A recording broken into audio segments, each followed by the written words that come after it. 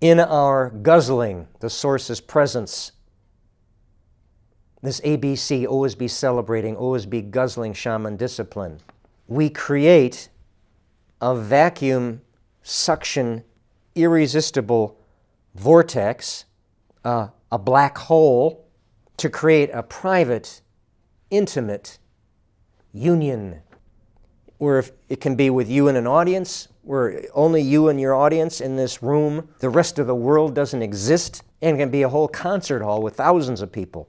But whether it's thousands or just you and her, it's that intimate, and that is the whole universe in your little bubble, your cabaret. And I've been using this word vacuum and suction.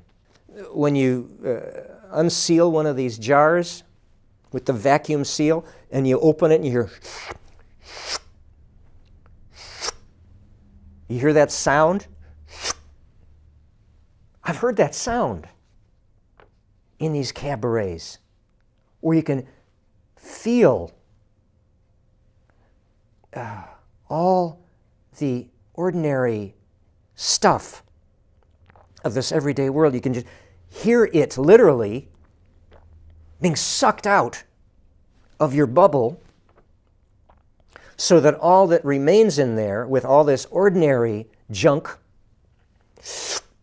sucked out, all that's left in there is this charge where you feel like the hair's sticking out on the back of your neck. You're on fire. It's a fiery, charged presence.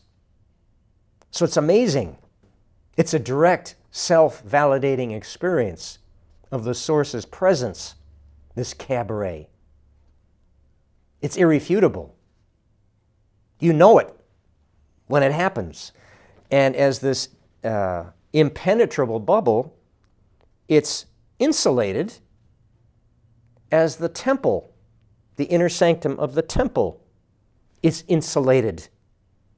All these doors you have to walk through in the temple to finally pull the last veil, the last door to the Holy of Holies, the inner sanctum. That's how insulated the Holy of Holies is.